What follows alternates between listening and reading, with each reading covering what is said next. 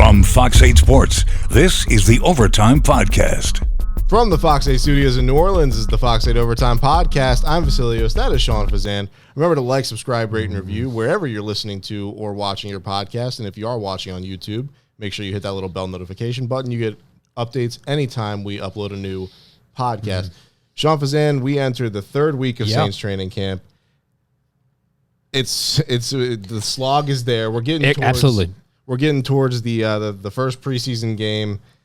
But I won't. This podcast is going to be about Derek Carr. Derek Carr. It's a good time to check in on him because we're 11 practices in, entering the third week, and it's a different feel this Monday because there's a preseason game at the end of it. We'll get to that in just a second. First off, we're back in the studio, unlike our last pod out there in the Saints' little Hall of Champions there that we were able to shoot that podcast. So, and like Sil said, like, share, rate, review, subscribe to our YouTube channel. Numbers have gone up. We certainly appreciate that. So, this is a perfect time to check in on Derek Carr. It's the perfect time to check in on Derek Carr. Why? Because I thought today he had his best sequence of camp. He had his best sequence of camp. To close out practice number 11, the Saints went to 2-minute. Now, it's a different kind of 2-minute. It wasn't 2-minute end of game. It was 2-minute end of half where they were playing for the field goal first, and then if they could take a shot at the end zone, they did so. Derek Carr was flawless. Derek Carr was flawless. Completed his first 6 passes, then there was a run, then there was a spike, then they kicked the field goal. Derek Carr, to me, had a very smooth start to camp. First week, first 8 or 9 days. But I felt like last week they hit a little bit of a lull offensively. I felt like the defense was really getting the best of them. I felt like the timing wasn't always there with Carr and some of his receivers. And I felt like the heat was getting to him a little bit. I felt like the interchanging of the offensive line and some of the guys being in and out caught up to him a little bit. Plus, they're introducing new stuff. New stuff was getting introduced, and it just felt like there was still a work in progress offensively. And we even talked to Ronald Curry Sunday, and he was a little frustrated with their effort Sunday. It was a lot of red zone work, and they had lost quite a bit offensively. But today, in 2-minute, Derek Carr stepped up in a very real, very live situation, in a situation that he has stepped up before in years past. It's one of the reasons why he is respected like he is as a quarterback in the NFL. I thought before today, his good was good. His bad wasn't terrible. He hadn't thrown a pick yet. It wasn't like he's, throwing things, 50 yards, downfield when the guy's turning at 20. But I felt like last week they hit a little bit of a wall. So it was fantastic to see Derek Carr have that statement moment because I don't think he had it yet. He hasn't really had that, okay, that was pretty good. Okay, that wasn't great. But today was okay. Now I see. I mean, flawless execution in a 2-minute situation, 6 for 6, 3 receptions to 3 completions to Juwan Johnson. So I think he needed that. I think the offense needed that. I asked Coach Allen about it after practice, and he kind of brought up unsolicited. The passing game had been a work in progress up until that point. Mm-hmm. All things that we were seeing with our eyes. Right. And it really felt like there was a little bit of a breakthrough today with Derek Carr and this Saints offense. A new offense for him. And it was smooth sailing in the offseason program and minicamp and the start of camp. But you're going to inevitably hit a little bit of a wall in any training camp. And I think the offense did that last week. And hopefully this is a sign, new week, new situations, that they're kind of breaking through, and this could be the offense that everyone hopes to see going forward.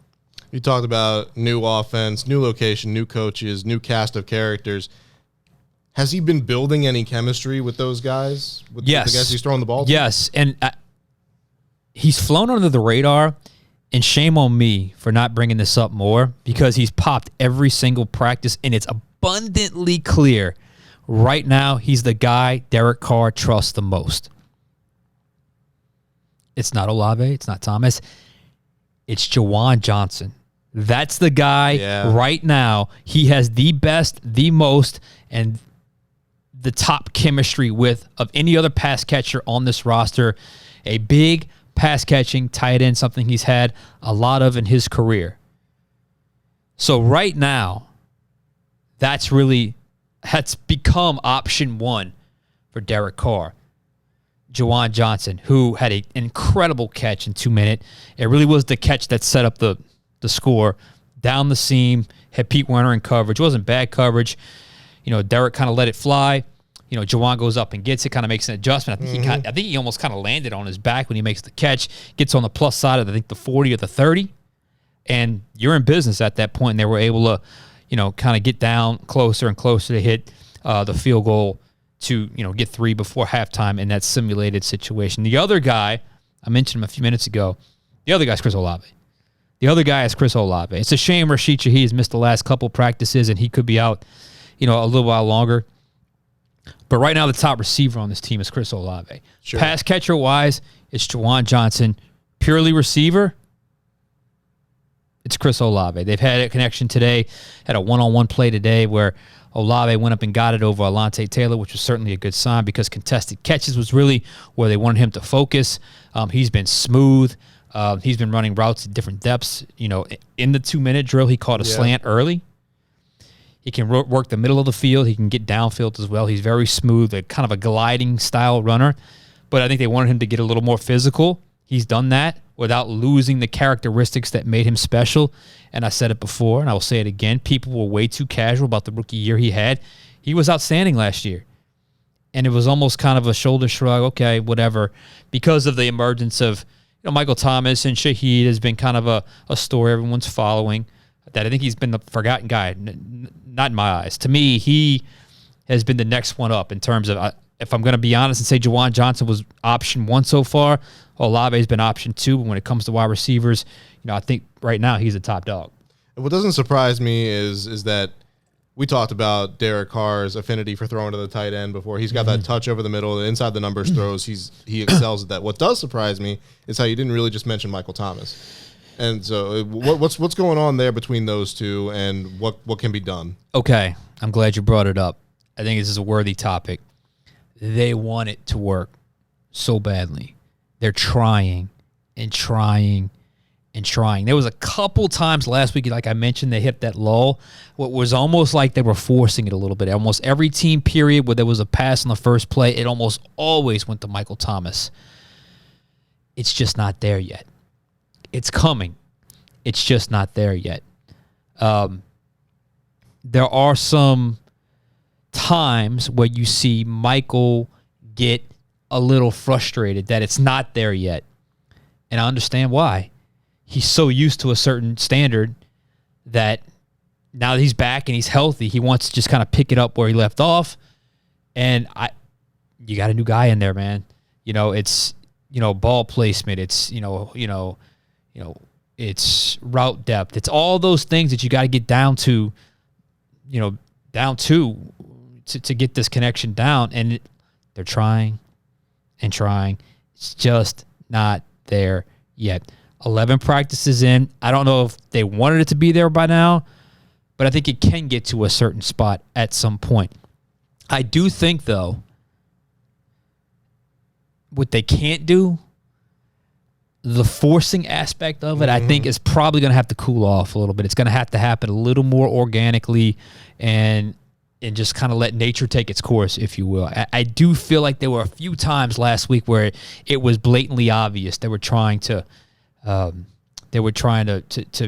on that, and sometimes it worked, but most of the time it didn't. There was a back shoulder throw, Derek underthrew it. There was a kind of an outside curl route, and it looked like Alontae Taylor was able to jump it and knock the pass down. And there was a throw around the goal line that Lattimore was able to knock down.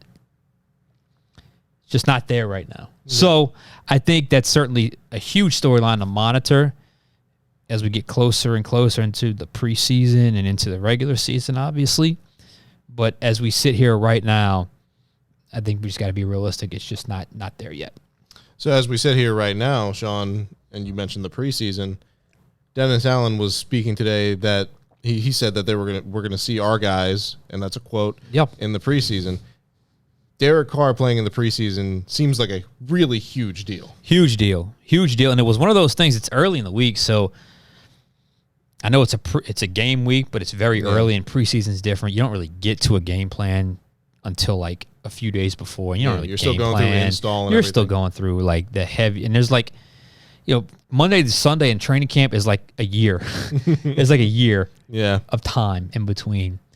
But questions were asked, and credit Dennis Allen. He opened up. He said, we expect our starters to play, including Derek Carr. Huge development. Wasn't necessarily expecting that. I thought he might get some time at some point. I didn't think it would be the first preseason game, but it's going to be the first preseason game. I think the fans are going to love that. It's a home preseason opener.